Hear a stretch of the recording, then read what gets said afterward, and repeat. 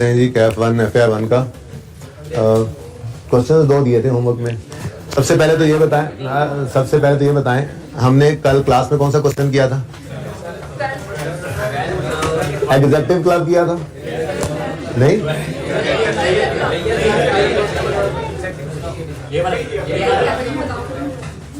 हो गया था। कौन सा पॉइंट भाई? ये पॉइंट दोबारा क्या पॉइंट में बात समझी थी? पॉइंट तो बहुत लंबा चौड़ा था यार, 15 मिनट लगे थे हमें। इसमें मसला क्या है? थे ना क्लास में तुम? हाँ, क्वेश्चन क्या है इसमें पूछो यार। वो ये कहता है कि 10,000 पर एनम है सब्सक्रिप्शन, ठीक है, और 3300 मेंबर्स थे हमारे। अब अगर 3300 मेंबर्स हैं, सॉरी हाँ 3300 मेंबर्स हैं, और हर एक ने 10,000 दिया, हम थाउजेंड्स में बात कर रहे थे, तो टोटल कितना रिसीव हो चुका है? 33,000 रुपये। सिंपल। इस 33,000 में से 19,800 बैंक में पड़ा है। ये कितने बच्चों को मसला है एडजस्टमेंट में? 2-3 को है, और बाकी 200 था, ये कैश में लिख लिया था, ठीक है। इस में को मसला है तो बताओ। इसमें मसला कोई नहीं था। अब अगली बात, वो कहता है कि जी जब भी कभी वो मेंबर्स बने थे जिंदगी में, क्योंकि ये कह रहा है कि नंबर ऑफ मेंबर सेम है, 15 में भी यही मेंबर्स थे 3300, 16 में भी यही 3300 हैं, पता नहीं कब के ये मेंबर्स चले आ रहे हैं, लेकिन जब जब वो जिंदगी में मेंबर्स बने, वो जिस मर्जी दिन क्वार्टर के आते थे, उनका क्वार्टर के स्टार्ट से साल बना लिया जाता था। यानी जो मेंबर्स 990 पहले क्वार्टर में जिंदगी में पहली बार कभी आए थे ना, वो 990 के 990 सारी जिंदगी 1 जनवरी से 31 दिसंबर वाले साल के हिसाब से चलेंगे, ठीक है। आप समझ आ गई बात की। और जो इससे अगले क्वार्टर में किसी भी वक्त आए थे, जब भी आए थे, वो 2012 में आए थे, 13 में आए थे, 14 में थे, हमें इससे क्या, 15 में भी ये सारे मौजूद थे, 16 में भी सारे मौजूद हैं, लेकिन जब कभी जिंदगी में आए थे, वो इस दूसरे क्वार्टर में जिस मर्जी वक्त में आए थे, ये 825 मेंबर्स दूसरे क्वार्टर वाले, हमने उनका साल बनाया था 825 मेंबर्स का 1 अप्रैल से 31 मार्च हर साल, ठीक है। आप समझ आ गई। फिर एक और देख लो, जो तीसरे क्वार्टर में आए थे, किसी भी मौके पे आए थे, हम जब कभी आए थे, ठीक है, हमने उस पहली दफा आने पर उनका साल जो बनाया था, वो उस क्वार्टर के स्टार्ट से बनाया था, वो थे जनाब 550 मेंबर्स। अब सारी जिंदगी इन मेंबर्स का साल रहेगा 1 जुलाई से 30 जून, ठीक है। वो उस साल के हिसाब से अपनी सब्सक्रिप्शन देते हैं। अब सबने इसी हिसाब से अपनी सब्सक्रिप्शन दी हुई हैं, ठीक है। तो जो इन्होंने सब्सक्रिप्शन दी होगी 990 मेंबर्स ने 10 रुपए के हिसाब से 9900 रुपए, वो तो सारी की सारी इनकम में जा सकती है। लेकिन जो ये लोग हैं, इन्होंने जो पैसे दिए हुए हैं, उसमें सिर्फ 9 महीने की हमने इनको सब्सक्रिप्शन के अगेंस्ट सर्विस दी है, 3 महीने हमारा एडवांस क्लोजिंग में लायबिलिटी बनेगा। इस तरह से हमने 825 के 3 महीने, 550 × 10 के 6 महीने, और 935 × 10 के 9 महीने हमने लायबिलिटी बनाई थी, ठीक है। अब पॉइंट क्लियर हो गया जी? और किसी को मसला? अच्छा जी, उसके बाद मैंने आपको वायलिन फैमिली क्लब होमवर्क में दिया था और सी व्यू क्लब दिया था। पहले वायलिन ओपन कर लें, उसमें क्या क्या प्रॉब्लम्स आई हैं जरा बताएं यार। एक करवाना है, मेरा दिल है आज सी व्यू कर लेते हैं, मुझे तो वो मुश्किल लगता है। ये कर लेते हैं यार, कोई मसला नहीं है, जैसे आप लोग कहेंगे वैसे। 2 महीने कराने नहीं, मैंने कहा था इसकी मुश्किल एडजस्टमेंट डिस्कस कर लूंगा, आप कहूंगा दोबारा कर लें। अब ठीक है, फिर उसकी सब्सक्रिप्शन वाली एडजस्टमेंट डिस्कस कर लूंगा, लेकिन मुझे लगता है कि वो ज्यादा अच्छा सवाल था। उसमें करंट नॉन करंट बार बार हमने अलग अलग करने थे, तो मेरा दिल तो वो करने का रहा है। बहरहाल चलें नहीं, अब फिर ठीक है दोनों ही करवा दें, दोनों में से एक होना है। जो बच्चे कहते हैं 13 करवा दें, वो ये 13 है, और वो कौन सा है जो कहते हैं 13 करवाएं, ये मुकम्मल करके सी व्यू की फिर सिर्फ एडजस्टमेंट डिस्कस करूंगा मैं, चाहे 1 दिन में हो चाहे 2 दिन में हो, वो बता दें 13। अच्छा, और जो कहते हैं कि नहीं जी 9 करवा दें और इसकी एडजस्टमेंट्स डिस्कस कर लें, वो हाथ खड़ा करें, थोड़े ही है। चलें ठीक है जी, 13 ओपन कर लें जी, करें ओपन जी 13, लग जाता है पता आपका भी। वैसे ना आपस की बात है, ज्यादा आसान सवाल था उससे, आपस की बात है। इनकम एक्सपेंडिचर बनाना है और फाइनल पोजीशन, ठीक है। फिर अब इस जी वायलिन है ना, चले फिर 1 मिनट है, 2 मिनट है, चले।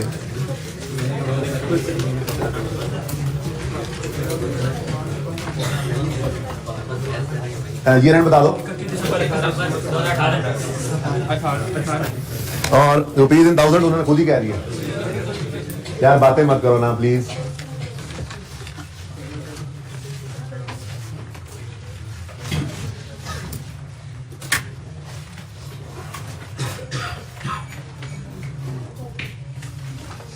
वैसे इसमें किस एडजस्टमेंट में मसला है?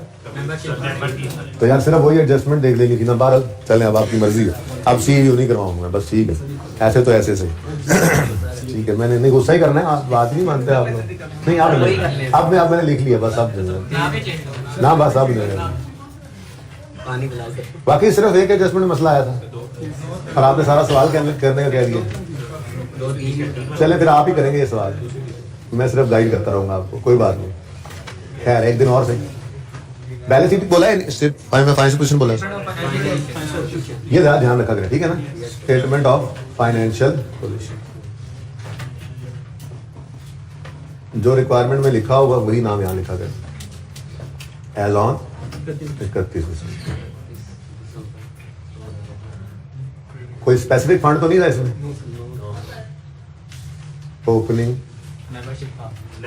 जनरल फंड प्लस सरप्लस, जी बिल्कुल वो भी एक फंड है, लेकिन वो कॉन्सेप्ट अभी देना था ना आपको, असल में आपको वो कॉन्सेप्ट सिर्फ देना चाहिए था।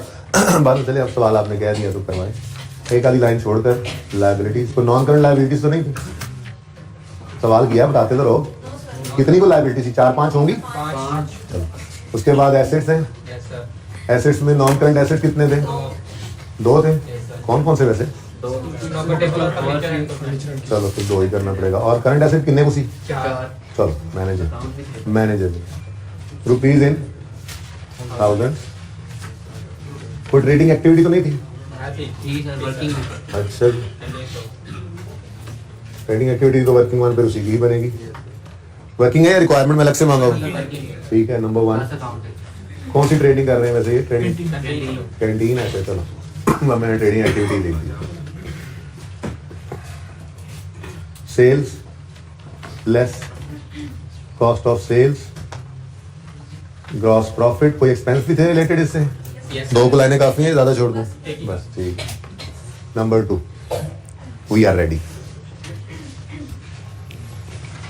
चलो अब यहाँ पे लिखा हुआ है तो यहीं से चलते हैं उल्टा पढ़ते हुए। स्नूकर टेबल्स, चलो ये 2 तो हो गए स्नूकर टेबल्स के हिसाब से। रेंट की एडजस्टमेंट, वेजेस हैं, equipment acquired in the year. अच्छा जी इक्विपमेंट है,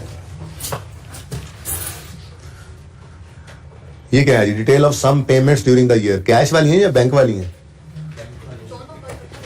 नहीं, सम ऑफ द बैलेंसेस देखना पड़ेगा कहीं अलग। चले ठीक है, आ जाए जी। ओपनिंग गिवन है, सिर्फ क्लोजिंग नहीं गिवन, क्योंकि 31 दिसंबर 18 की बैलेंस शीट हमसे मांग रहा है और 31 दिसंबर 17 की बैलेंस शीट दे दी है उसने हमें, ठीक है ना। तो ओपनिंग तो सारे मौजूद हैं। सब्सक्रिप्शन इन एरियर्स है, फिर एडवांस रेंट है, कैंटीन स्टॉक है, स्नूकर टेबल्स है, फर्नीचर एंड इक्विपमेंट है, बैंक ओवरड्राफ्ट है। अच्छा, सब्सक्रिप्शन इन एडवांस भी है, एक्रूड इलेक्ट्रिसिटी है, कैंटीन वेजेस, कैंटीन कैटर्स। ये सारे लेजर्स ओपन करते हैं, फिर अगली बात बाद में करेंगे, ठीक है। सबसे पहले सब्सक्रिप्शन का लेजर ओपन कर लेते हैं।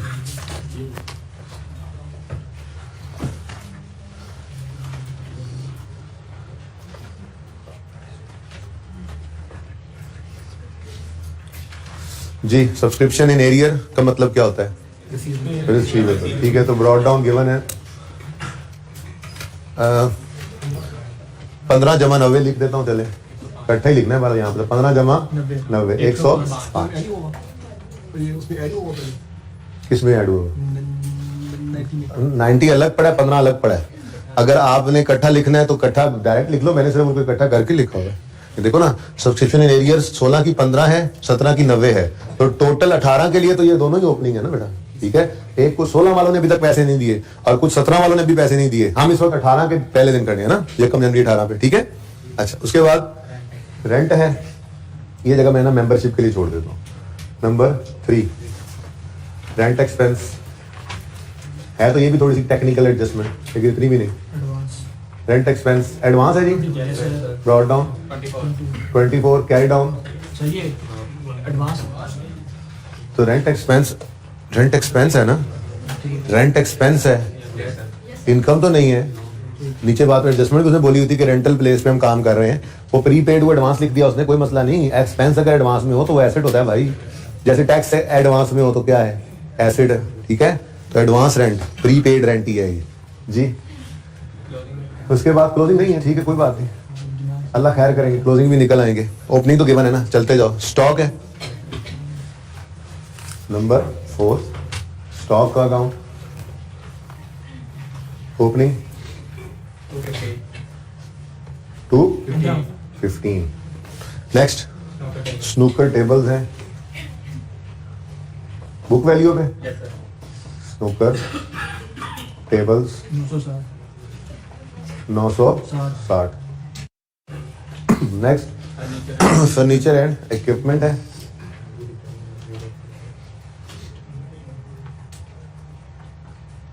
And equipment opening 7। बस जी।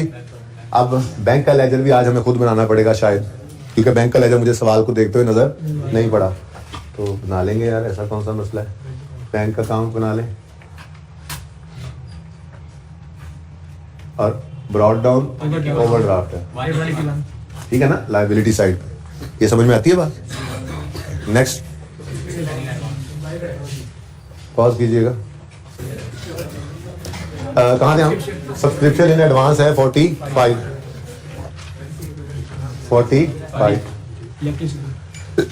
उसके बाद क्या है जी? इलेक्ट्रिसिटी लायबिलिटी साइड में नजर आ रहा है। तो बैंक का लेजर पता नहीं कितना बने, 12 कितना को था बैंक का लेजर? बहुत ज्यादा बड़ा था।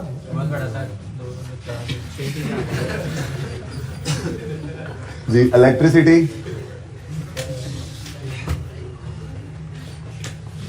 पेएबल है जी 23। फिर क्या है भाई? कैंटीन वेजेस पेएबल लायबिलिटीज नजर आ रही हैं, और creditors canteen wages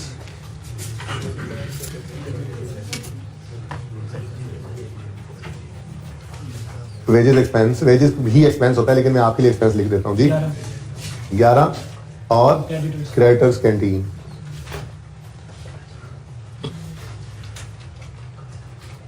opening 118। Done. चलो जो डाटा मिलता जाए वो तो लिखते जाए ना। यहां तक कोई मसला है तो बता दें। डाटा सिर्फ लिखा है, कोई मसला है तो बताएं। हाँ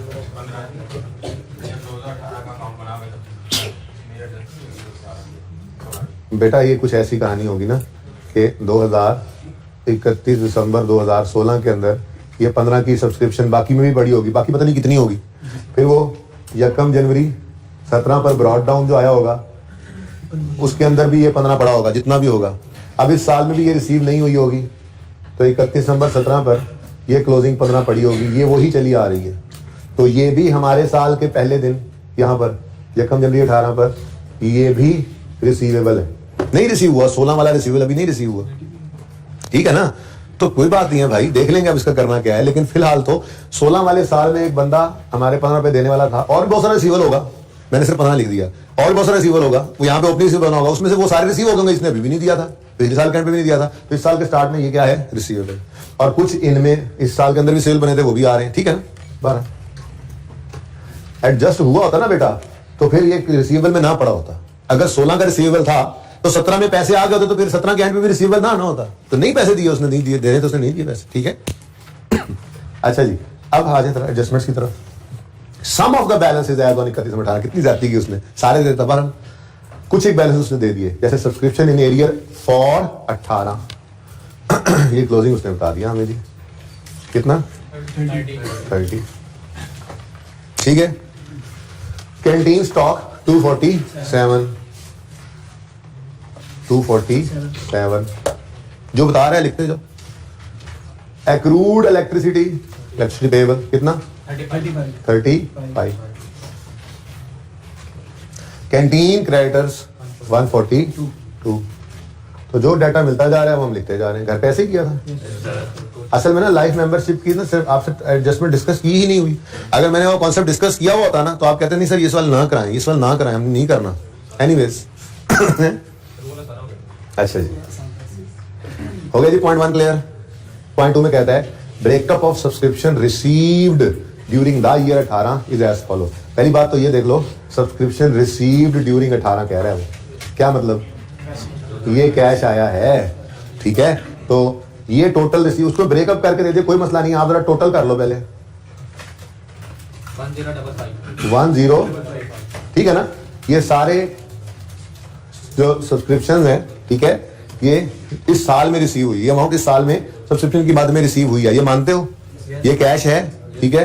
अब कहीं पे कैश के अकाउंट का जिक्र आया है तो फिर कैश का अकाउंट बनाए खुद से, कहीं कैश के कोई क्लोजिंग दिया हो, कोई ओपनिंग दिया हो, तो इसका मतलब फिर बैंक कोडी तो है ना, तो पेमेंट्स रिसीट्स के लिए फिर बैंक ही यूज कर लेंगे। क्या ख्याल है कि बना ले कैश, तो बनाया सोल्यूशन में कैश किसी ने, सोल्यूशन तो हम याद करके आए सर, कैश तो था ही नहीं, हम तो कैश, हम तो सोल्यूशन सामने रख के बैठे रहे सवाल के अंदर, मैंने देखा उसमें कुछ भी नहीं था ऐसा। एनीवेज बैंक अकाउंट के अंदर तो बैंक अकाउंट तो मौजूद है ना, ठीक है, कैश का कोई देखो खाम खुद को मुसीबत में डालना, ना कैश बैलेंस शीट में ओपनिंग में आ रहा है ना क्लोजिंग में उतार रहा है, ठीक है, कहीं पे कैश का लफ्ज जिक्र नहीं किया होता कि कैश पेमेंट या कैश रिसीट है, तो बस ठीक है फिर जांच रहो, बैंक अकाउंट बनाओ, ठीक है, बैंक का बैलेंस तो मौजूद है ना, चाहे ओवरड्राफ्ट है।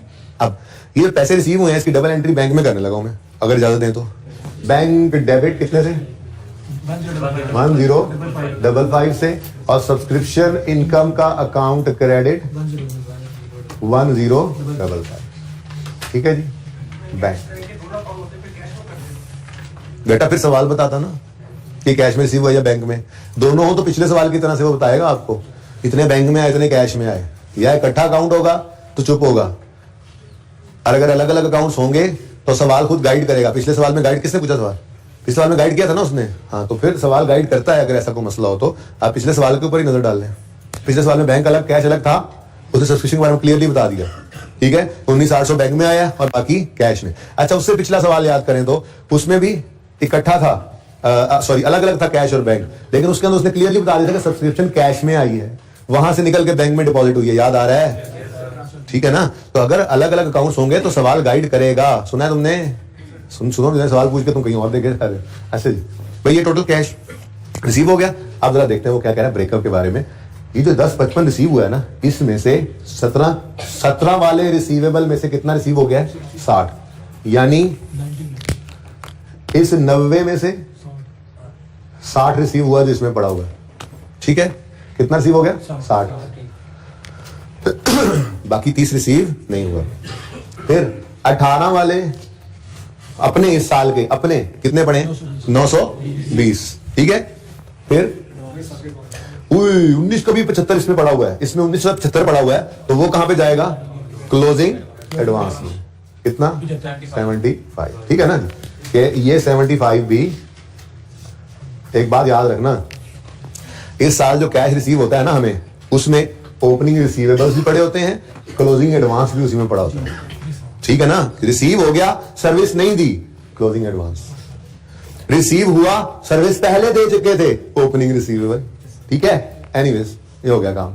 अच्छा, अब एक चीज आपको अब यहां परेशान कर रही है, क्या यार, ये तो चलो एडवांस हो गया ना, छोड़ो इसको, 90 में से 60 आया है, एक तो 30 ये नहीं आया अभी तक, और 15 पिछला यानी 45, तो यहां 45 होता ना, ऐसी अगली लाइन ना पड़ी अभी तक मैंने, ठीक है, तो कम से कम 45 तो होता, और तो और इसमें से भी कुछ रिसीवेबल होना था, इस साल में से कुछ रिसीवेबल होना था, और वो पहले बता क्या है कि इस साल का क्लोजिंग रिसीवेबल 18 का रिसीवेबल कितना है, 30, ये देखो सब्सक्रिप्शन इन एरियर फॉर 18 30, तो फिर वो 45 कहां गया।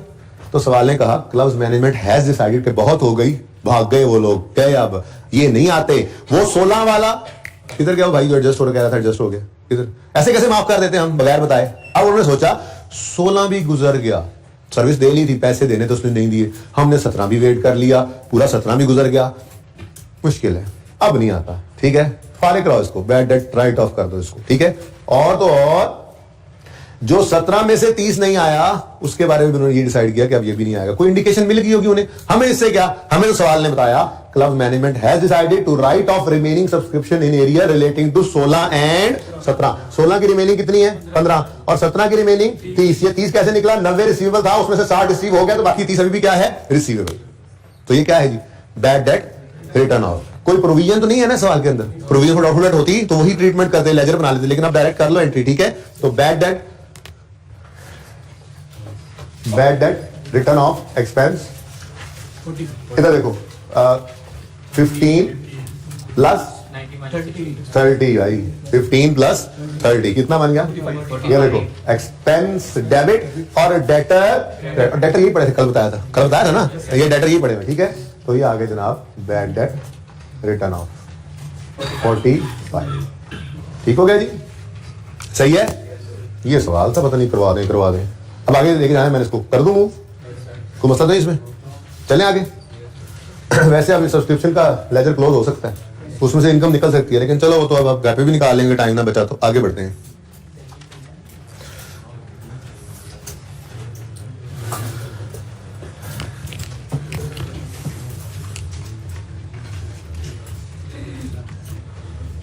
जरा 2 बार करते हैं काम, लाइव मेंबरशिप ना नई चीज है, 2 बार करते हैं, जरा प्रैक्टिस चंगी हो जाएगी। Where are you live membership? Where are you live membership? तो यार सब्सक्रिप्शन के सवाल भी होमवर्क में देने थे। पहले 6 सवाल ये लिख लो यार, थोड़ी प्रैक्टिस शुरू करना। ये सब्सक्रिप्शन के छोटे सवाल हैं, जरा नोट कर लो, जरा सामने 736 सफे में शुरू हुए हैं। पहला, दूसरा, तीसरा, चौथा, पांचवा, छठा, ये 6 तो कर लो ना, 7वें को रहने देना अभी, ठीक है। ये 6 कर लेना, 7वें को फिर मैं देखता हूँ बाद में किसी वक्त, ठीक है। सही है, ओके। अच्छा जी, एक एग्जांपल है आपके सामने। बेशक बुक्स अभी ओपन ना करें, पेज 741 है वैसे, लेकिन बुक्स ओपन ना करें।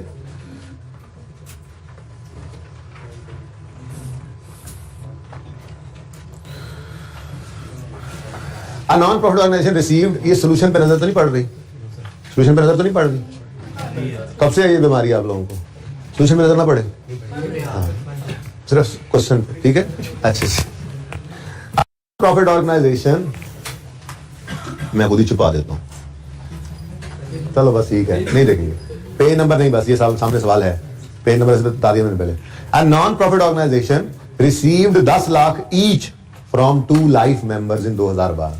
भाई लाइफ मेंबरशिप कॉन्सेप्ट ये होता है कि नॉन प्रॉफिट ऑर्गेनाइजेशन कभी कभी ना ऑफर लगाती हैं कि आप वैसे तो मिसाल के तौर पे जी हर महीने का 10,000 रुपये सब्सक्रिप्शन है, ठीक है।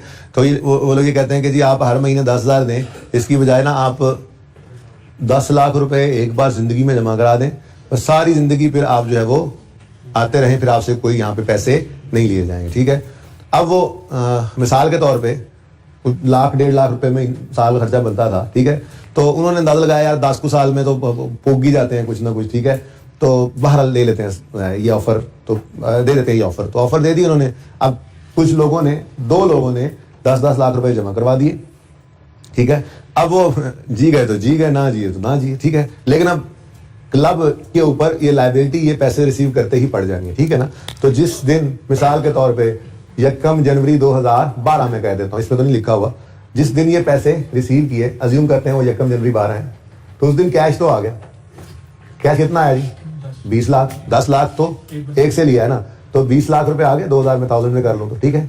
अब जैसे ही ये पैसे रिसीव किए इन्होंने, इस दिन पे ये लायबिलिटी बन गई, ठीक है, कैश डेबिट। और उस लायबिलिटी को आप लायबिलिटी भी कह सकते हैं, लेकिन ज्यादा बेहतर क्या है, हम उसको फंड्स में रखा करते हैं, और नाम उसका होता है लाइफ मेंबरशिप फंड, ठीक है जी। समझो बात को। तो कैश आया और एक लायबिलिटी बना ली हमने, एक फंड क्रिएट कर लिया जिसको कहते हैं लाइफ मेंबरशिप फंड, ठीक है। अब ये जो लाइफ मेंबरशिप फंड है, इसने खत्म होना है, तो अकाउंटेंट्स उसके लिए 3 तरीके बताते हैं, ठीक है ना। पहला तो मुझे बिल्कुल पसंद नहीं है, ठीक है। वो ये कहते हैं अकाउंटेंट्स कि जी जिस दिन ये कैश रिसीव हो ना, ठीक है, जिस दिन ये कैश रिसीव हो, आप क्या कर लो, आप इसको इनकम बना लो, लाइफ मेंबरशिप इनकम, यानी कि profit and income and expenditure में ले जाओ। अगर आप ये ना करना चाहो तो आप ये कर लो कि इसको लाइफ मेंबरशिप फंड बना लो,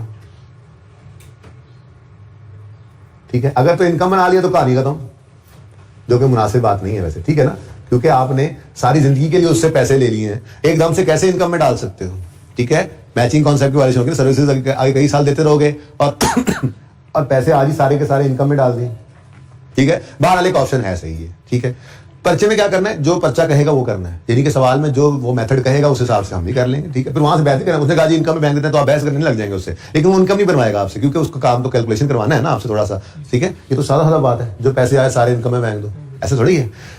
अब दूसरा तरीका क्या है कि यार इनको अलग अलग ही लिखते हैं, कंफ्यूज ना हो जाओ आप, ये कर लो, या जिस दिन पैसे रिसीव हुए उस दिन आप क्या करो, cash debit life membership fund, credit कर लो। ठीक है जी, सही हो गया। अच्छा, अब ये जो लाइफ मेंबरशिप फंड आपने क्रेडिट किया है ना, इसको अब डेबिट करने के दो तरीके हैं, यानी कि ये इनकम में दो मेथड से आ सकता है। किताबों ने इसके अंदर लिखा, या तो आप यूं कर लो कि आप अब इंतजार करो मरने का उनके, ये दो में से जब भी कोई एक मरा, लुड़का इंतकाल किया, तो उस दिन आप इनकम बना लेना, क्योंकि हो सकता है 100 साल जिए ये, तो 100 साल आपको सर्विस देनी पड़ेगी, तो ये पैसे लायबिलिटी में रख के रखो। ठीक है, तो एक मेथड क्या है, ये तो होगा ना कॉमन। ठीक है, आपने क्या किया स्टेप 1 में, एक मेथड क्या था वैसे, इनकम बना लो। एक क्या है, लाइफ मेंबरशिप फंड, जिसको डेफर्ड लायबिलिटी भी कहते थे, डेफर्ड इनकम की तरह से रख लो, इसको लायबिलिटी बना लो, रखते फंड्स में। ठीक है, अब ये फंड बना लिया स्टेप 1 में, अब इंतकाल हो गया एक का। ठीक है, तो इनकम में बैंक को तब, बल्कि इसको 1 और 2 नहीं करते, ये ऑप्शन मैं यूं दे देता हूं। ठीक है, कि on death of a member record life membership income. वो मर गया, तुसी इनकम रिकॉर्ड करी जाते हो, शर्म दी गल है। Anyways this is a method. ठीक है जी, यानी क्या करो, जिस दिन वो, मिसाल के तौर पे 2000 यकम जनवरी 2012 में इस बंदे ने, ये यकम जनवरी 2012 पर, ऊपर वाला अलग कर लो, यकम जनवरी 2012 पर इस बंदे ने पैसे दिए। ठीक है, और मिसाल के तौर पे 31 दिसंबर 12 तक इनमें से कोई भी नहीं गया। ठीक है, और 31 दिसंबर 13 वाले साल में एक बंदा चला गया। अब जिस दिन डेथ होनी है उस दिन मिसाल के तौर पे एक फौत हुआ, तो क्या कर लो, उस दिन इस मेंबरशिप फंड को डेबिट करो जाने वाले की अमाउंट से, 1000 से, और इस दिन इसको बना low income, life membership income. ठीक है जी, ओके हो गया। या दूसरा तरीका क्या है, दूसरा तरीका यह है कि मेंबर को देखो और देख के अंदाजा लगाओ कितनी को यूजफुल लाइफ होगी इसकी। क्या बना देने आया ना मेंबरशिप, ठीक है, देख के अंदाजा लगाओ, बाबा जी 10 को साल चल जाएंगे। ठीक है, अल्लाह माफ करे, ऐसी बातें लोग करते हैं। तो सुनो, चेंज इन एस्टीमेट, तो एस्टीमेट में चेंज तो आ ही सकता है। ठीक है, एस्टीमेट की बेस पे अकाउंटेंट्स अकाउंटिंग कर रहे होते हैं। ठीक है, तो दूसरा तरीका क्या है, record membership income over a record membership income over a period of time. अच्छा नहीं लगता यार, over a period of time, useful life पे। अब ये बात आपको सवाल बताएगा। ठीक है, सवाल मिसाल के तौर पे कहता है कि जी हम ये अज्यूम कर रहे हैं कि, ये नहीं कहेंगे कि वो चला जाएगा 10 साल में, वो ये कहेंगे कि जी हम ना, हमारी पॉलिसी ये है कि हम जो ये लाइफ मेंबरशिप लेते हैं इसको मिसाल के तौर पे 5 साल में या 10 साल में या 15 साल में इक्वली हम इनकम में फेंकते चले जाते हैं। ठीक है, ये नहीं कहते वो कि ये हमारा अंदाजा है कि 10 साल मर जाएगा बंदा। ठीक है ना, अच्छा भी नहीं लगता, वो नाराज भी होगा। ठीक है, तो वो सवाल आपको बता देगा। मिसाल के तौर पर हमारी एग्जाम्पल में सवाल कहता है कि इसको इनकम में डाल दो over the period of 5 years. तो फिर जब पहला साल का एंड आएगा, जब जनवरी 12 पे ये काम किया, ठीक है, मिसाल के तौर पर 31 दिसंबर 12 पे एक चला गया, तो ये करते।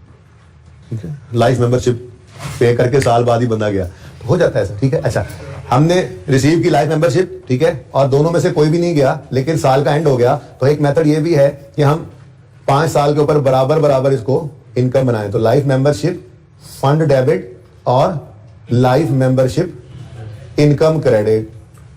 अब ये 20% है बेसिकली, 20% कह लें या 5 साल कह लें, की बात है। ठीक है ना, यानी कि जो आपने टोटल 2,00,000 रिसीव कर रखा है ये जो 2 मेंबर्स से, ठीक है, इसको 5 इयर्स में डिवाइड करते हैं, कितना बनता है, और 400 करके 5 साल में इसको इनकम बना ले। ठीक है जी, अब बाद में वो जीते हैं तो फुली डेप्रिशिएटेड एसेट भी तो बाद में चलता रहता था। ठीक है, तो कोई मसला नहीं है, आपने अपनी तरफ से अंदाजा लगा के 5-1 साल में इसको इनकम में डाल दिया। ठीक है, तो भाई ये 3 तरीके हैं। पहला तरीका, जिस दिन लाइफ मेंबरशिप रिसीव करो उसी दिन इनकम में फेंक दो। ठीक है, उसी दिन क्या कर लो, इनकम बना लो। दूसरा तरीका यह है कि जिस दिन रिसीव करो उस दिन इसको फंड बनाओ, नाम रखो उसका लाइफ मेंबरशिप फंड। और फिर 2 मेथड्स हैं आगे इसको इनकम में डालने के, या तो डेथ का वेट करो और जिस दिन मेंबर की डेथ हो उस दिन ऑन डेथ उसकी सारी मेंबरशिप को क्या कर दो, उसकी सारी मेंबरशिप को डेबिट करके इनकम में क्रेडिट कर दो। ठीक है, या दूसरा मेथड क्या है, ये और है ना, दूसरा मेथड क्या है कि आप कोई एक सिस्टमैटिक बेसिस के ऊपर कोई अंदाजा, कोई एक पीरियड ऑफ टाइम निकाल लेंगे कि 5 साल 10 साल 15 साल, और इक्वली जो है वो उसको आप रिड्यूसिंग बैलेंस भी हो सकता है। अच्छा वैसे सवाल बताएगा आपको, ठीक है ना। तो इक्वली आप क्या कर दो, उसको डेबिट करके इनकम में क्रेडिट करते जाओ। बात समझ आ गई है। अब ये काम करना है या ये काम करना है या ये काम करना है, ये हमें सवाल बताया करेगा, खुद से कुछ नहीं करना। और अगर सवाल खामोश हो कि मेंबरशिप रिसीव की है, ठीक है, तो आप फंड ही बनाइएगा। ये मेरा मशवरा, ज्यादा मुनासिब अप्रोच नहीं है, ठीक है। सही है ना। हाँ, लेकिन फंड बना के फिर ये ना करना उसको जो है वो खुद से कोई इनकम में डालो, फिर कहना बस फंड बन गया है और in the absence of information जो है वो हम आपको हो गया यार फिर इनकम ही बना लेते हैं जब वो इन्फॉर्मेशन नहीं दे रहा। तो वैसे ऐसा होगा नहीं, तो इन्फॉर्मेशन भी देगा ही आपको, ठीक है ना। तो अगर सवाल खामोश हो तो फंड बना लो। फिर इनकम में डालने के लिए प्रॉब्लम आ सकती है तो नोट लिख देना कि जी क्योंकि डाटा गिवन नहीं है इसलिए मैं इसको इनकम में नहीं डाल रहा। या आप रिसीव करो तो अब सवाल खामोश है तो आप इनकम में डाल के ये कह दो क्योंकि सवाल खामोश है इसलिए हम इसको फंड बना के इसको आहिस्ता आहिस्ता ट्रांसफर नहीं कर सकते इसलिए मैंने इनकम में डाल दिया। दोनों तरफ जा सकते हैं, लेकिन सवाल खामोश होगा नहीं, टेंशन न लें। सवाल तो वो करेगा जो आपके साथ इस सवाल में उसने किया। और ये पहली बार आई, इससे पहले कभी लाइफ मेंबरशिप की एडजस्टमेंट सवाल के अंदर आईकैप में नहीं आई थी, ठीक है। तो इस सवाल के कराने से पहले ये वाला कॉन्सेप्ट इस एग्जांपल वाली जगह से ये समझा दिया जाता था बच्चों को, और एक आधा सवाल टेस्ट के अंदर भी डाल दिया जाता था जिसमें लाइफ मेंबरशिप की एडजस्टमेंट हुआ करती थी, ठीक है ना। तो ये एंड टुवर्ड्स द एंड ये बात आया करती थी कंप्लीटनेस के लिए, जब लेक्चर एक टॉपिक एंड हो रहा था। लेकिन फिर अब आई के अपने एडजस्टमेंट दे दी है, तो अब तो फिर मैं जब से एडजस्टमेंट आई उसके बाद पहले ये सवाल दे देता हूँ फिर समझा देता हूँ, ठीक है ना। सही है, चलो अब अपने सवाल पे आते हैं। सवाल में कहता है a scheme was introduced in 2016 under which a person is awarded life time membership upon payment of 1,20,000। जो बंदा 1,20,000 देगा उसको लाइफ मेंबरशिप मिलेगी, ठीक है जी। Life membership received in year 16, 17 and 18 were 5, 8 and 6 respectively. अच्छा अब देखो हमारा साल जो है ना वो 2018 का, ठीक है। तो रिक्वायर्ड भी 2018 ही हुआ, ठीक है ना। तो मैं 16 और 17 आपके लिए फरमाइशी बनाऊंगा वैसे ही, ठीक है ना, ताकि ये कॉन्सेप्ट जरा रिवाइज हो जाए। उसके बाद फिर वहां पे हम चलेंगे रिक्वायरमेंट वाली साइड पे, हम सिर्फ अपने मतलब वाला साल ही। यहाँ पे मैं कोशिश कर लेता हूँ, बना देता हूँ आपको लाइफ मेंबरशिप का लेजर।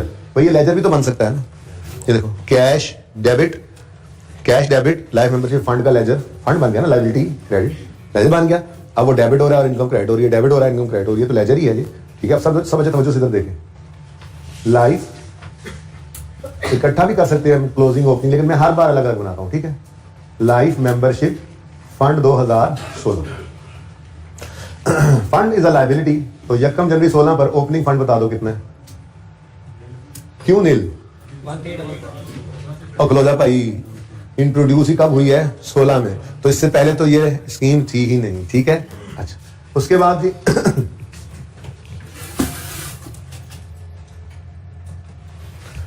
अच्छा जी पहले ये स्कीम थी ही नहीं, ओके। अच्छा अब वो कहता है 16 में स्कीम हमने अनाउंस की, इंट्रोड्यूस की, और 120 रुपए पर 1000 में चल रहे हैं ना, हम मेंबरशिप दे रहे थे। 2016 में 5 लोग आए, 17 में 8 लोग आए, 18 में, अब फिलहाल हम खड़े हैं 5 वाले ये 16 वाले साल में, तो 5 लोगों ने पैसे दिए। एंट्री कैश डेबिट, ठीक है जी। 1,20,000 इंटू 5 600 डन। अब वो कहता है जी life membership is credited to life membership fund. अच्छा ये सब आई के हमने खुद ही बता दिया सारा कुछ, हालांकि बताना नहीं चाहिए था, लेकिन पहली बार शायद एडजस्टमेंट ने कहा पता नहीं बच्चों ने पढ़ा होगा नहीं पढ़ा होगा, वो सारा कुछ बता दिया उसने, परिचय में बता दिया उसने। क्या कह रहा है, life membership is credited to life membership fund upon receipt and transfer to income equally over 10 years starting from year of admission, ठीक है जी। तो 10% कह लो या डिवाइड बाय 10 कह लो, जो मर्जी कह लो, ठीक है।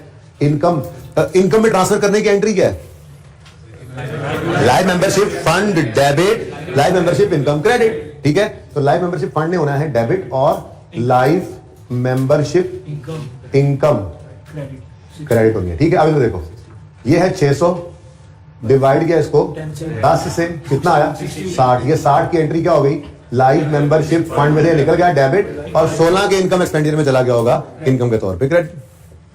समझ रहे हो, ओके। अब 31 दिसंबर 16 पर, चलो थोड़ा सा जगह सेव कर लें। 31 नवंबर 16 पर क्लोजिंग बैलेंसिंग फिगर कितनी है, 540, ठीक है जी। ये हमारा 16 क्लोज हो गया। 17 का साल शुरू हुआ, तो आज तो फिर लाइफ मेंबरशिप फंड का ओपनिंग बैलेंस भी होगा। क्यों? 16 में क्लोजिंग जो था। ठीक है, बातें मत करो यार, प्रकोशियां करते रहते हो जी। 1 जनवरी 17 ब्रॉड डाउन 540। ठीक है, अब 8 मेंबर 17 में भी आ गए। हाँ भाई, cash debit life membership fund credit हर एक से 120 लिया और 8 आए तो 960 रुपए से भी ले लिया। अब इनकम में फेंकने की बारी है। तो एक वो पुराने वाले भी पड़े हैं 5, उनका भी हर साल 60 इनकम में जाना है। तो यहां पर मैंने जो लाइफ मेंबरशिप इनकम में फेंकना, इनकम एक्सपेंडिचर में, ठीक है, वो सबसे पहले पुराने वाले को नहीं भूलना। 600 को डिवाइडेड बाय 10 किया, यहां से 60 इनकम बनेगा। लेकिन आज ये 960 भी आ गया। ठीक है, तो 960 डिवाइडेड बाय 10 कर दो।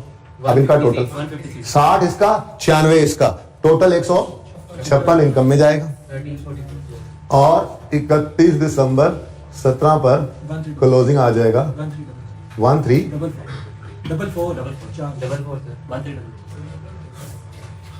कर रहे हैं यार, मिटा दो 1344। ठीक है जी, सही है। ये तो कहानी थी जो रिक्वायर्ड नहीं है, लेकिन ये 1344 आपने निकालना था। अब ये जैसे भी निकालना था आपने। ठीक है, वैसे निकल सकता था सुकून से। कैसे? आप शॉर्टकट अगर ओपनिंग के लिए लगाना चाहें तो आप यूं कहते जी कि 600 जो रिसीव किया था 2016 वाला, ऐसे लिख लेते ना आप, 2016 वाला 600 है, इसमें से 60 गया और फिर 60 गया, तो कितना आ गया? 300। ठीक है, ये शॉर्टकट बता रहा हूं कि आप 2 लेजर थोड़ी बनाने बैठ जाते पर्चे में। और फिर ऐसे ही आप कहते हैं कि 17 के अंदर आए थे 8 मेंबर, हर एक से 960 लिया तो 96 और बस ये 17 में, अभी 17 ही गुजरा। ठीक है ना, कितना? 864। तो टोटल कितना पड़ा होता अभी फंड में? 13। ये आपके लिए शॉर्टकट, अगर परिचय में आप कॉन्सेप्ट पूरा होता ना तो लेजर ना बनाते, यूं शॉर्टकट लगा लेते आप। ठीक है ना, कि 1344 क्योंकि हमारे लिए जरूरी है बेटा। हमने 1 जनवरी 18 पे इसको ओपनिंग बैलेंस लिखना है। 18 में मौजूद है हम। किसी बच्चे को ये बात समझ नहीं आई तो मुझसे दोबारा पूछे। ये लेजर समझ आए? अच्छा, मैं कह रहा हूं कि अगर आपने, देखो हमारी रिक्वायरमेंट क्या है, 10 नंबर तक पहुंच गए, 11 नंबर वर्किंग है। फिर ये इधर देखें, हमारी रिक्वायरमेंट लाइफ मेंबरशिप फंड का अकाउंट बनाना किस साल का है जी? जिनको समझ नहीं आएगा तो से देखें, 18 का।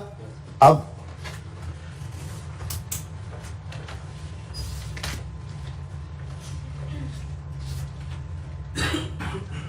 2018 का। अब मसला ये है कि 1 जनवरी 18 पर इसका ओपनिंग बैलेंस मौजूद है।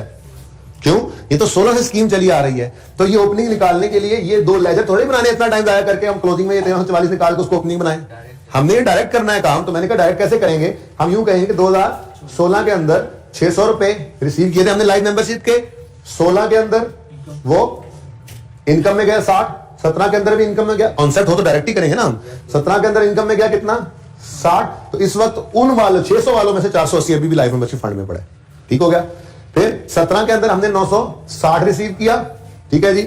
और 17 में एक साल में 96 रुपए इनकम में फेंका हमने। तो इसमें से अभी भी कितना फंड में पड़ा हुआ है? 864। तो टोटल कितना फंड में होना चाहिए? ये 31 दिसंबर 17 की शाम पे 1344 पड़ा है ये। ठीक है। तो यही 1 जनवरी 18 पर 1344 ओपनिंग होना था। ठीक है ना।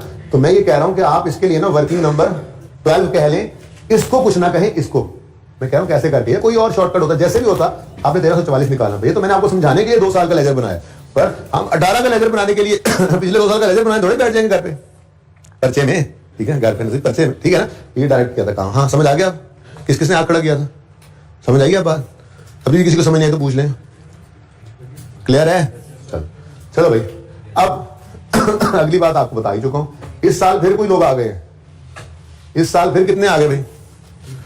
18 के अंदर 6 लोग फिर आए हैं। वही कंटिन्यूटी चल रही है। 5 आए, फिर 8 आए और अब फिर 6। तो असल काम तो इस साल का था जी। 120 इंटू 6 कितना? अब ये डबल एंट्री करना इस साल की है। डबल एंट्री करो। Bank debit 700। हाँ मैं लिख देता हूं। क्या? अच्छा बैंक लिख देता हूं। बैंक डेबिट 720 और लाइफ मेंबरशिप फंड क्रेडिट दो यार, बैंक लिख लो, कोई नहीं फर्क पड़ता। Life membership fund. और ठीक है। अच्छा ये क्या था? 1055 यार, सब्सक्रिप्शन नहीं लिख रहे सब्सक्रिप्शन इनकम का काम। ओके सही है। अब मैं तो कहता हूँ इसको पढ़का देते हैं, फिर पूरा ही खत्म करते हैं फिर। हाँ जी, इधर देखो, लाइव मेंबरशिप इनकम, जो इनकम एक्सपेंडिचर में जानी है उसकी वर्किंग देखना। वो 16 में आए थे 60 लोग, 5 लोग आए थे, उनसे 600 लिया था। हर एक का तो 10% ही जाना है, 10% ही है बेसिकली। ऐड करके 10% भी कर सकते हो, लेकिन मैं अलग अलग समझाने के लिए कर रहा हूँ। यहाँ पे आप 60 to 10% करें, ठीक है। फिर यहाँ पे आप 60 + 9 60 into 10% करें, यहाँ पे तीनों को, ठीक है ना। तो ऐसे भी हो सकता था, बाद में समझाने के लिए कर रहा हूँ। वो 2016 वाले 600 / 10, फिर ये 2017 वाले 960 / 10, और अब ये 720 जी / 10, 228 इनकम में चलेगा। लाइफ मेंबरशिप फंड डेबिट, और इनकम्स में ये क्रेडिट, लाइफ मेंबरशिप इनकम, और यहीं पे वर्किंग 11 में निकाल लिया हमने, ठीक है। 228। तो मैंने सिर्फ ये एडजस्टमेंट समझानी थी सवाल के अंदर, और एक आदि और। बहरहाल आप थोड़ा सवाल करें, करने वाली बात तो यही थी, देख लें आप ऐसे ही समझाना था सारा। एनीवेज मर्जी आपकी जी। ये क्लोजिंग भी निकाल दें आप फिर। ये सही नहीं है? अच्छा, कैरी डाउन बैलेंसिंग फिगर 1836। लो जी, खत्म कहानी। अब ये बैलेंस चूंकि हो गया है, इसलिए अब ये क्लोजिंग भी ले जाओ। फंड्स के अंदर यहां पे लिखो life membership fund, life membership fund working 11 से आया 1836, और ठीक है। ये बड़ी तफसील से अब लाइफ मेंबरशिप पे बात होगी, पहले मैंने एग्जांपल अलग समझा दी, अब ये आ गया, ठीक है। देखो गलत तो नहीं है, लेकिन फंड्स ऊपर ही होते हैं, मतलब सवाल गलत नहीं होगा। फंड्स भी एक तरह की लायबिलिटी है, लेकिन फंड तो फंड ही है ना, तो फंड्स में ही लिखना ज्यादा बेहतर है कि लायबिलिटीज में। नाम भी देख लो, फंड में, फंड को फंड में रखना है, ठीक है ना। लायबिलिटी से इनिशियली उस्ताद ऐसे समझा भी दिया करते हैं, यार लायबिलिटी है, दिस इज अ लायबिलिटी। कहते हैं जैसे बिल्डिंग रिजर्व फंड था, मैंने कहा लायबिलिटी ही है, कोई लिख दे तो खैर गलत नहीं होगा, लेकिन बस अब बड़े हो गए, अब गलत होगा। फंड है तो फंड में रखो ना, ठीक है। Okay, fund is also liability यार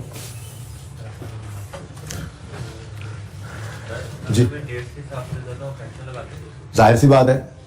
ठहरो एक मिनट, ले आमिर भाई कह रहे हैं अगर डेट गिवन होती कि जी इस दिन ये मेंबर आए हैं एक दिन, और फिर हमने टाइम प्रोफेशन, तो सवाल खुद बताता। वैसे उसने सवाल में क्लियरली बता दिया आपको कि इक्वली हमने करना है, ठीक है ना। मतलब अगर कोई मिसाल के तौर पे अक्टूबर नवंबर में भी आया है, उसके पैसे भी हम 10 पे डिवाइड करके इस साल इनकम में डाल देंगे, ठीक है ना। तो बस उन्होंने कहा वो सिंपल रखें, सिंपल ही, ठीक है। सवाल कहेगा जैसे कहेगा कर देंगे, ठीक है, सही है। पॉइंट 3 में कोई मसला है तो आप बताएं, पॉइंट 3 में कोई मसला है तो बताएं।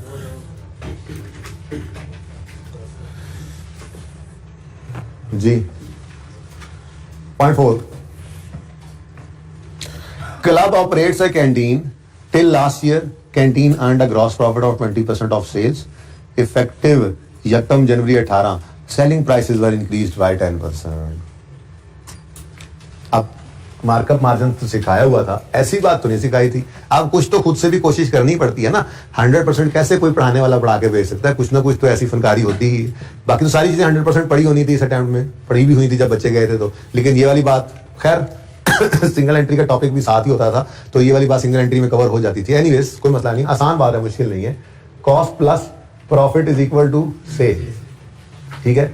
ये इक्वेशन है ना हमारी। अब ये इक्वेशन पिछले साल की उसने बता दी पहले, और फिर उससे ड्राइव करके हम इस साल की बनाई। क्या कहता है जी, till last year canteen earned a gross profit of 20% of sale. तो टिल लास्ट ईयर कौन सा था, 2017। टिल लास्ट ईयर भी लिख सकते थे। किसको 100 लोगे,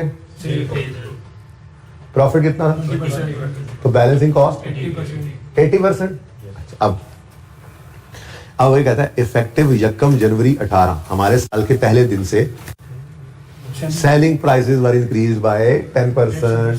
तो 2018 के लिए अगर मैं इक्वेशन बनाऊंगा तो ये कह रहा है जी 10% बढ़ गई है। तो 100 प्लस 10% ऑफ 100 110 कह लें, या इसको इंटू 1.1 भी कर सकते हैं, की बात है। कितना आ गया, 110, ठीक है जी।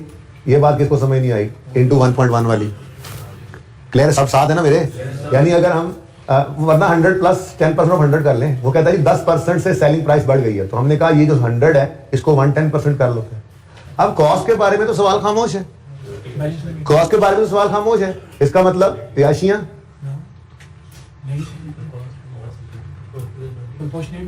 क्यों भाई, क्यों, वजह बताओ मुझे, क्या सेलिंग प्राइस हमने बढ़ाई है भाई? यहाँ पे कहाँ लिखा हुआ है कि हमारी हमने यार अपनी कैंटीन में सेलिंग प्राइस बढ़ा दिया 10%, हद हो गया।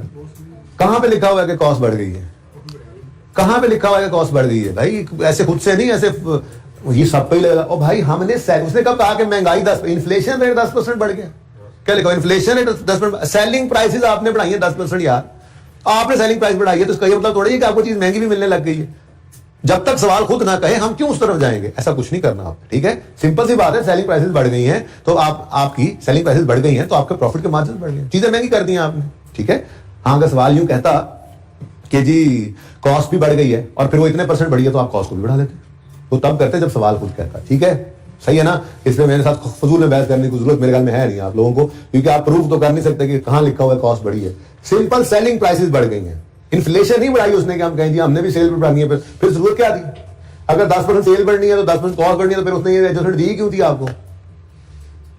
सही है ना? ऐसा कुछ नहीं है, आप परेशान ना हो, ठीक है? सेलिंग प्राइसेस आपने बढ़ाई हैं, अपने प्रॉफिट्स जेबें भरने के लिए, आपने प्रॉफिट ज्यादा करने के लिए आपने सेलिंग प्राइस बढ़ाई है। कॉस्ट इंक्रीज होने की कोई निशानी सवाल में कहीं पे गिवन नहीं है, ठीक है ना? अब इधर देखो, हमने इक्वेशन 17 वाली यूज करनी है 18 वाली? 17 वाली इक्वेशन तो 18 वाली को निकालने के लिए इस्तेमाल किया हमने, 17 वाली इक्वेशन यूज नहीं करनी हमारे लिए। सवाल में इक्वेशन होगी ये, जब हम मार्कअप मार्जिन यूज कर रहे होंगे सेल से कॉस्ट से सेल निकालने के लिए, क्योंकि हमारा साल कौन सा है? 2018, ठीक है जी? Details of some payments during 18 are as follows.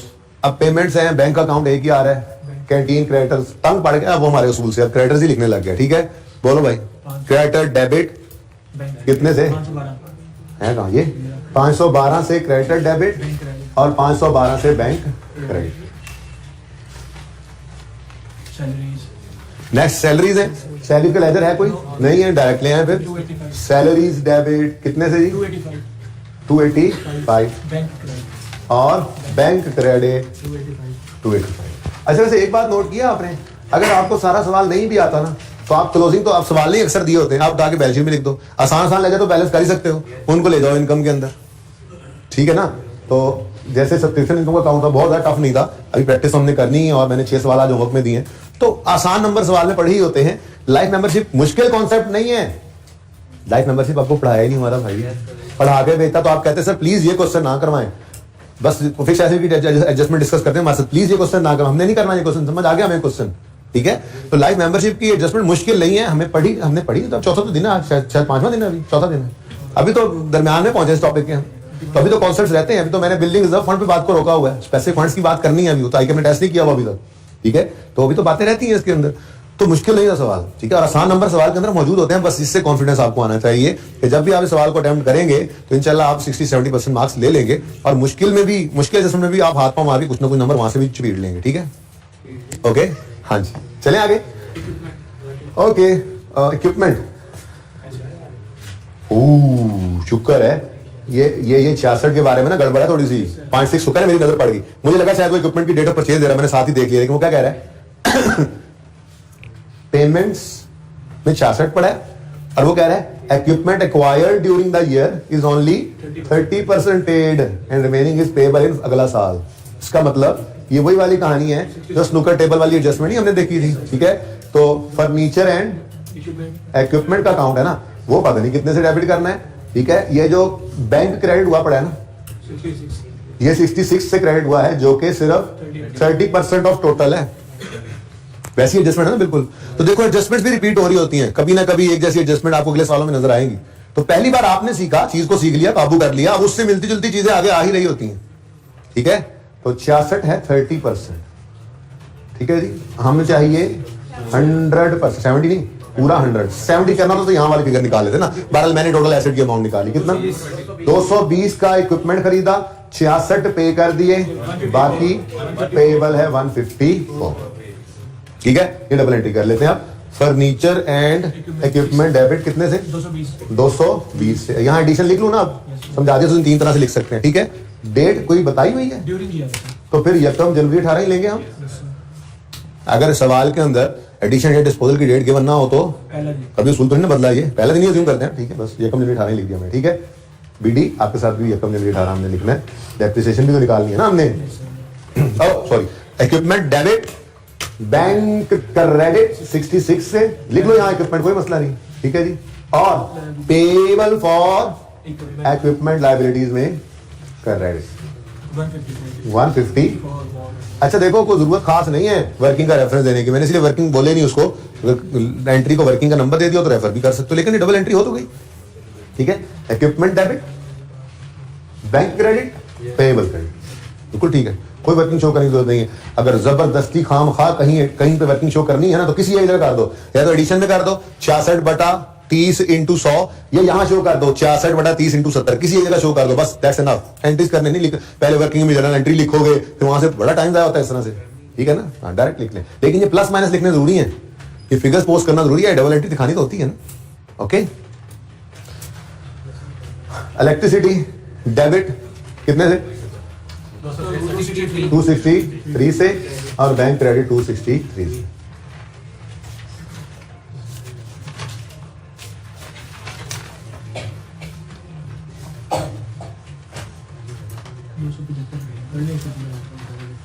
ठीक है जी, डन जी। पॉइंट नंबर 5 भी हो गया, 6 भी हो गया, और बोलो अब वो कह रहा है wages of canteen staff are paid on 5th of,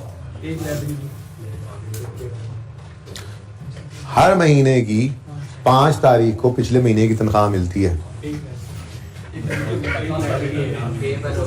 यानी जनवरी की तनख्वाह फरवरी 5 को मिल गई होगी, फरवरी की तनख्वाह मार्च 5। ये सीवीयू जैसी एडजस्टमेंट थी ना, सीवीयू के अंदर ऐसी एडजस्टमेंट थी बेशबा, ठीक है। मार्च वाली अप्रैल में, अप्रैल वाली मई में, और नवंबर वाली 5 दिसंबर को, और दिसंबर वाली पेबल, दिसंबर वाली नहीं है लेजर, ये है ना। अभी तो देखो,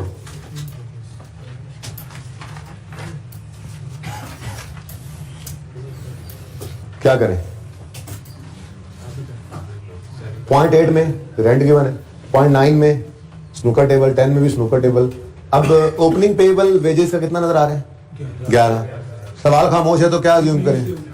नहीं, वो तो पता है 1 महीने की है, कोई बढ़ने कम होने की बात तो कहीं ना की हुई, तो ये तो पक्का है, इसमें सवाल खामोश नहीं है। सवाल चीख चीख के कह रहा है कि हर महीने की वेजेस अगले महीने की 5 तारीख को पे होती हैं। इसका मतलब पिछले साल दिसंबर की तनख्वाह पिछले साल दिसंबर में पे नहीं हुई होगी, वो 1 जनवरी को पेबल होगी ओपनिंग, तो ये तो पक्की बात है। ये पिछले साल दिसंबर 17 की सैलरी पेबल थी, जो 1 जनवरी 18 पे पेबल है, 5 जनवरी 18 को पे हुई होगी, ये तो पक्का है। पर मैं ये कह रहा हूं कि क्या हम क्लोजिंग में 11 अज्यूम कर लें? कर सकते हैं? क्या करें फिर बताओ, आप बता दो। तो बेटा वो तो ठीक है ना, इसलिए कहा था सीवी पहले करवा लो मुझसे ना, कर दे। होने नहीं बेटा, होने नहीं, तो 3 4 5 6 7 ये देखें, ये पिछला साल है, पिछले साल दिसंबर की 11 की सैलरी थी, जो 31 दिसंबर 17 तक पे नहीं हुई थी, ठीक है ना।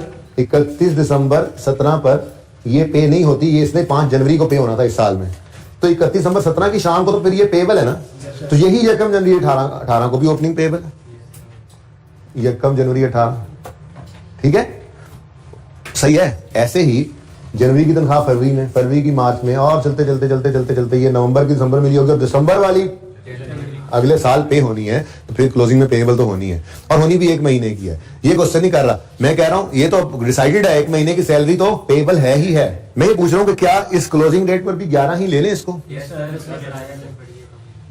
कहीं पे कोई इंडिकेशन है जी सैलरी पर? कहीं पे कोई इंडिकेशन है? नहीं है, तो फिर मजबूरन क्या करेंगे, नहीं तनख्वाहें बढ़ाई आपने, उधर से आपने सेल्स बढ़ा दी है, सेलिंग प्राइस अल्लाह माफ करे बढ़ा दी है, बेचारे लोगों को भी पैसे बढ़ा देते आपने, नहीं कैंटीन वेजेस को बढ़ाया आपने, ये अज्यूम करेंगे ना।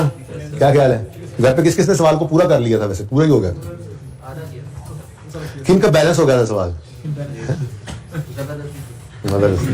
चलिए ये बात समझ आ गई है। अच्छा जी, 11 के बारे में फिर मैं लिख दूं, इजाजत है?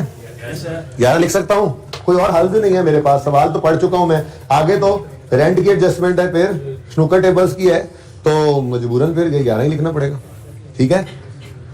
ओहो, वेजेस पे भी हुई होंगी, फिर कहाँ लिखा हुआ है?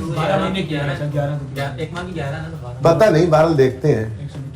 कैश सॉरी लिख रहा हूँ, वेजेस फिलहाल मुझे नहीं पता लग रहा, पर एंट्री ये होनी है वेजेस एक्सपेंस डेबिट बैंक, फिर जरा नीचे आ जाए यार, वर्किंग करनी पड़ सकती है भाई।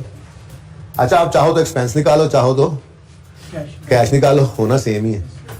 अगर तो ये बदल जाता ना कहीं सवाल के अंदर, तो कहता कि जी सैलरीज मिसाल के तौर पे दरमियान में साल के दरमियान में कहीं 10% इंक्रीज हो गई है, 20% इंक्रीज हो गई है, तो फिर क्लोजिंग में इंक्रीज वाली लेते, फिर एक्सपेंस और कैश डिफरेंट हो सकता था, ठीक है ना। लेकिन अभी तो सुकून ही है।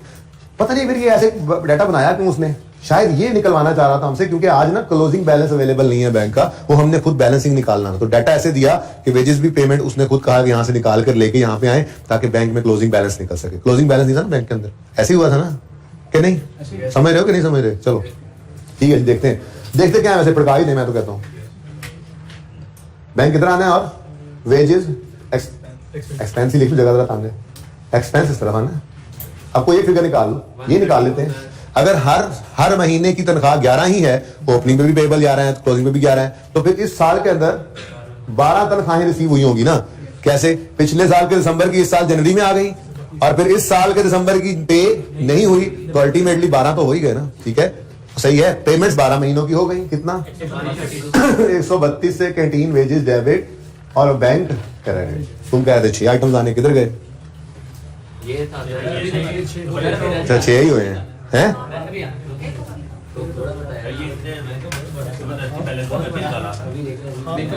कोई गल नहीं, हम एडजस्टमेंट कर लेते हैं।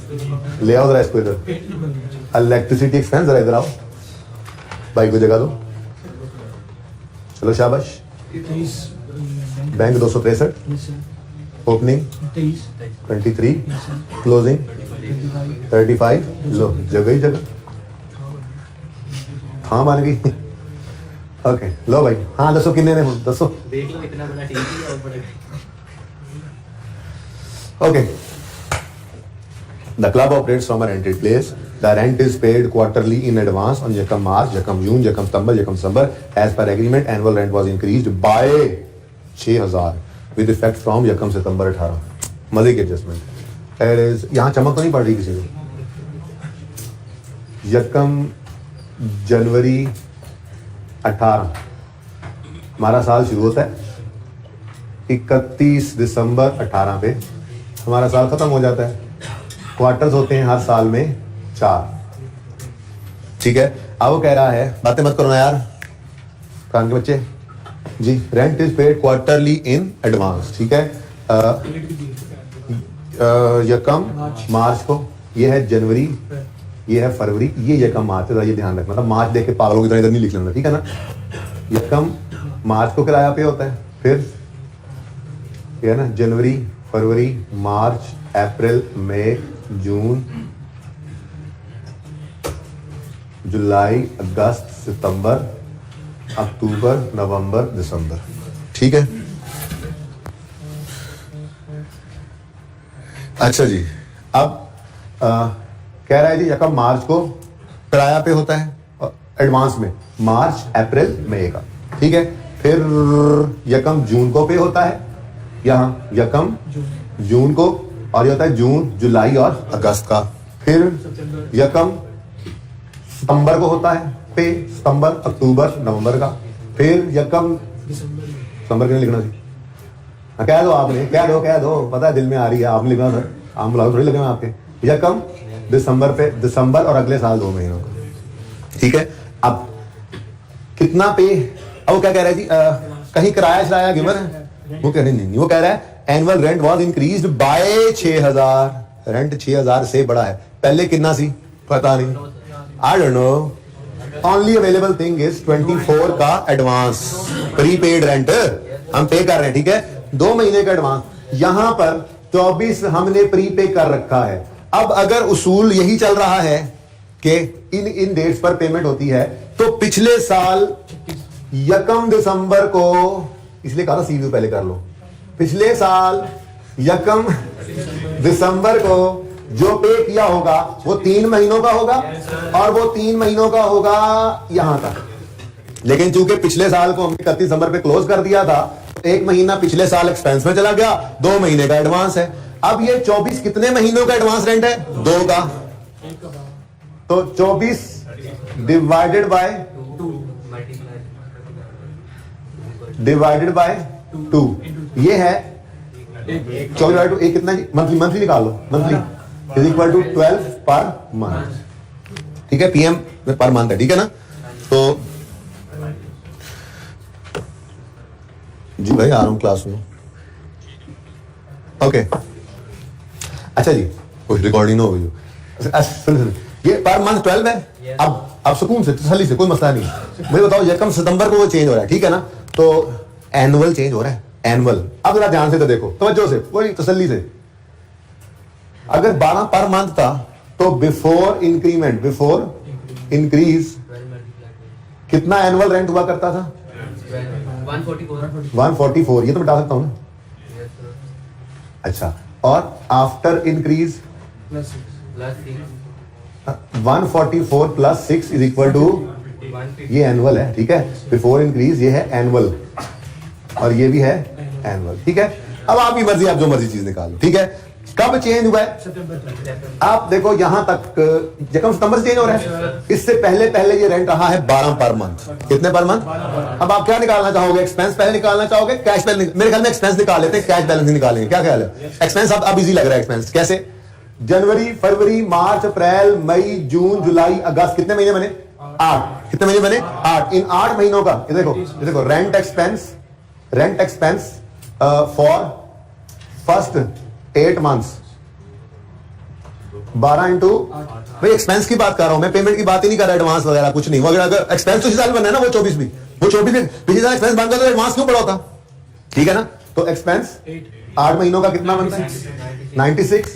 और रेंट एक्सपेंस किसी भी तरह से आप वर्किंग कर सकते थे फॉर लास्ट 4 मंथ्स, ये कितना बनता है? 12 इंटू, सॉरी 12.5। अरे मान पर मंथ तो निकाला ही नहीं भाई। 4 मंथ्स के लिए देखो 150 एनुअल है, डिवाइडेड बाय 12 इंटू कर लो 4। हाँ कितना बना? 50। तो यही कर लो ना ऐसे, 150 डिवाइडेड बाय 12 कितना आता है? 12.5 इंटू 4 कितना है? 50। 146। ठीक है, ये है टोटल रेंट एक्सपेंस 146। ठीक है, ये जैसे मर्जी आपका दिल करे आप कर सकते हो इस वर्किंग को। मुझे तो ऐसे ही बस चलती गई, आगे चलती गई, मैंने ऐसे कर दिए। कोई और आसान हल हुआ तो मैं किसी को निकाल के बता दूं। वैसे मेरे ख्याल में आसान सी बात, मुश्किल नहीं है। अब हमने रेंट एक्सपेंस निकाल लिया, इसको वर्किंग 3 है ना रेंट की, इसको 3.1 मैंने कह दिया। अब मैंने 146 रेंट एक्सपेंस निकाल लिया है। रेंट एक्सपेंस वर्किंग 3.1 में हमने निकाला है 146। अच्छा, क्लोजिंग भी यहीं पे निकल सकता है। अब तो 2 महीने का एडवांस है, ठीक है, सिंपल 2 महीने का एडवांस है।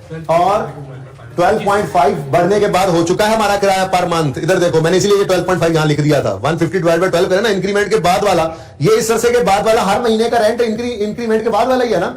तो इसके बाद वाला एनुअल 150 था बटा 12, 12.5 है। ठीक है, जिन बच्चों ने घर सवाल को ट्राई किया हुआ ना, उनको ये वजह से मुश्किल नहीं लग रही। और जो पहली बार सवाल यहां पे देख रहे हैं वो ऐसे बैठे हैं इंटू क्यू जी 25। कैश आ गया, मैं तो गलत पढ़ा दो। कैश 1 बैलेंसिंग आ गया, जिसकी एंट्री डबल कर दो। रेंट डेबिट और बैंक क्रेडिट। ठीक है, ये क्लोजिंग भी ले जाओ। Rent in advance, prepaid rent भी कह सकते हो। कितना जी? इसको भी वर्किंग का रेफरेंस वहीं पे निकाला था। कैसी लगी एडजस्टमेंट? एक्रूअल प्रीपेमेंट नहीं जान छोड़ रहा, ऐसे थोड़ा ही एक्रूअल की रिवीजन करवाई थी थोड़ी सी। ओके, चलिए टाइम हो गया खत्म। अभी तो देखें, ये एडजस्टमेंट को सुनने तो आसान थी, दोनों एडजस्टमेंट्स ये दोनों आसान है। सुन लो 12 एक बार मैं देख लूं। कहता है balance of snooker tables at 31 number 17 represents book value of 5 similar tables purchased on यकम पता नहीं कब। ये देखो, ये बुक वैल्यू है 5 टेबलों की। ठीक है, और अगर इसकी कॉस्ट निकालनी हो और स्ट्रेट लाइन मेथड, तो मेरा नहीं ख्याल को मुश्किल काम है। ठीक है, वो कह रहा है जी परचेज इन 16 का मतलब हम सारा पहला दिन ले लेंगे, एडिशन की डेट ना हो तो, यानी 16 के पहले दिन ये 5 टेबल खरीदे थे हमने। ठीक है, अब मेथड है straight line, book value given है। ठीक है, बुक वैल्यू किस दिन की गिवन है? 31 यकम, चलो 31 नंबर कह लो यार, यकम जनवरी 18 की। ठीक है, कॉस्ट मुझे अवेलेबल नहीं है, लेकिन इसमें से माइनस होती है एक्यूमुलेटेड डेप्शन कहां तक की? यकम जनवरी 16 तक, सॉरी 18 तक। ठीक है, अब वो calculation of cost if book value is given, कुछ याद आता है?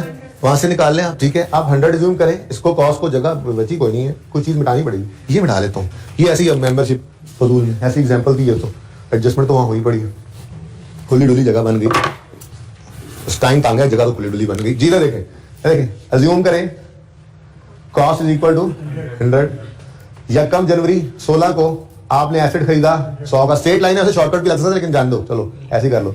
31 दिसंबर 16 पर डेप्शन करोगे 100 इंटू 12.5 है, Yes, sir.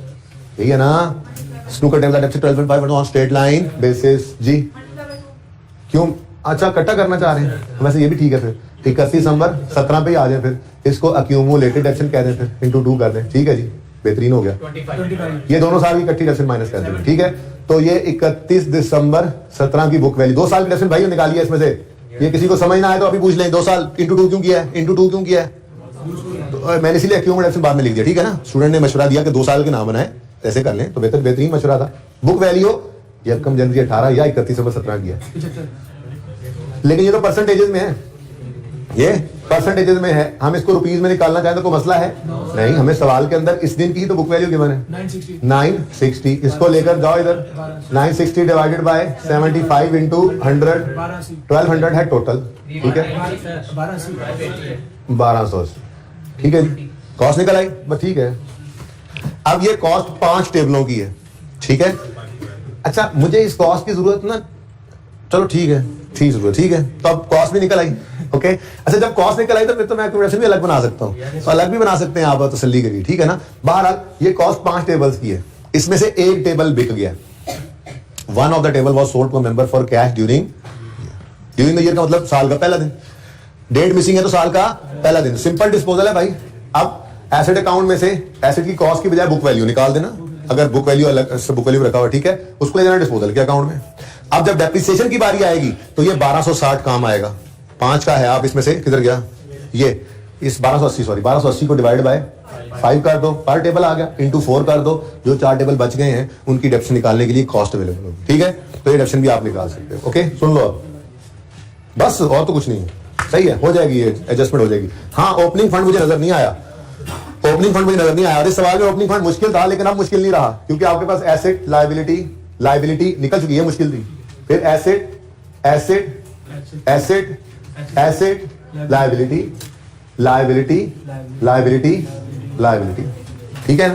तो सारी चीजें निकली हुई हैं आपके पास, ठीक है। आपने बस अब क्या करना है, इधर देखो, परचेजेस निकलेंगी यहाँ से, परचेज निकल के स्टॉक में आ जाएंगी, कॉस्ट ऑफ सेल आ जाएगी, इधर चली जाएगी, नए वाला मार्कअप मार्जिन वाला यूज करके सेल निकालोगे।